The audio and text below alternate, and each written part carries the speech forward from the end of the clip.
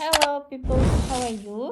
Today we work exercises on page 82 and 83.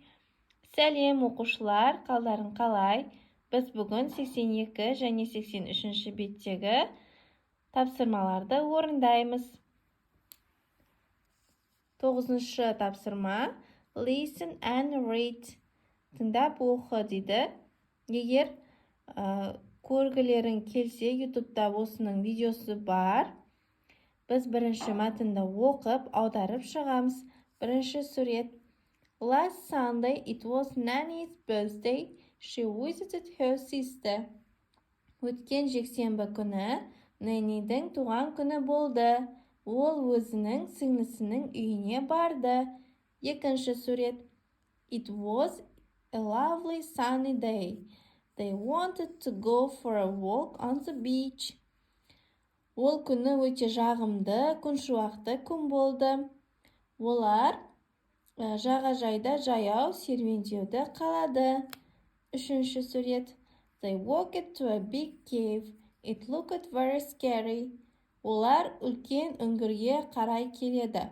Ол өте қорқынышты көрінеді. Төртінші сурет. Inside the cave, they discovered a very big footprint.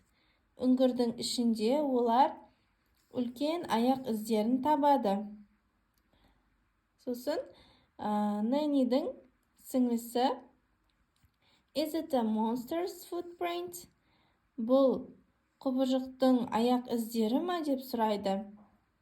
Нэнни айтады, I don't know. Мен білмеймін. Бесінші сурет. Suddenly, something jumped from behind a big rock. They both screamed. Кенеттен үлкен тастың артынан бірдеңе секіріп шығады. Екеуі де айқайлап жібереді. Алтыншы сурет. I'm so sorry. Мен кешірім өтінемін, деп бір кісі шығады. He's not a monster, he's a diver. Ол құбыжық емес, ол сүңгуір, дейді Нэнни. Next, 10-шы тапсырма. Бұл жерде мәтінді қайтадан оқып, мәтінге қатысы бар сөйлемге yes деп жазамыз, жоқ сөйлемге no деп жазамыз. Бірінші сөйлем. Nanny's birthday was last Sunday. Yes.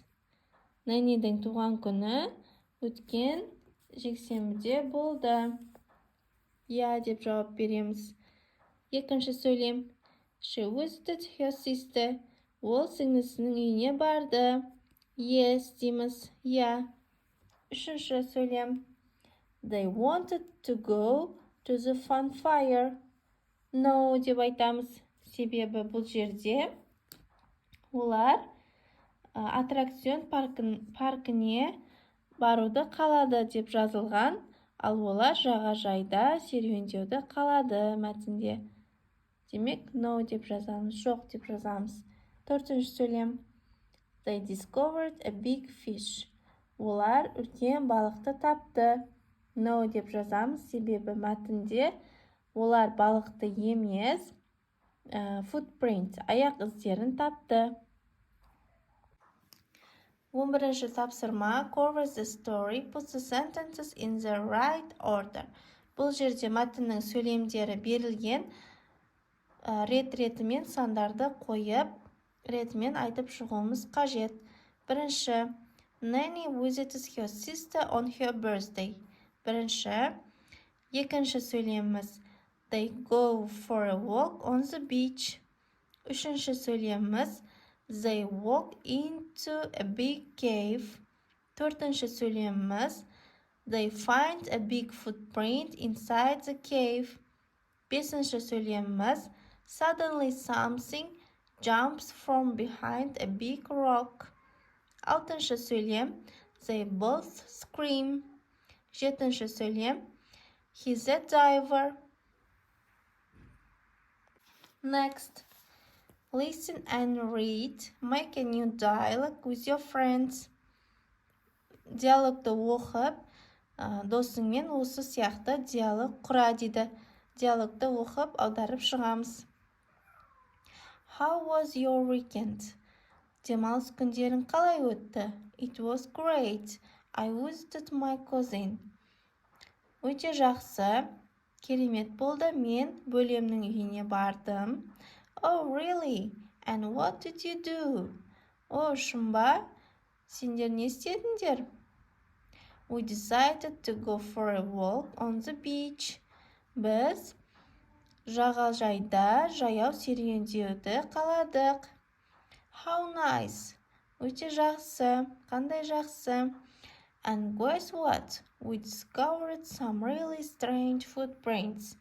Және де білесің бе, біз шынымен бір түрлі аяқ іздерін таптық.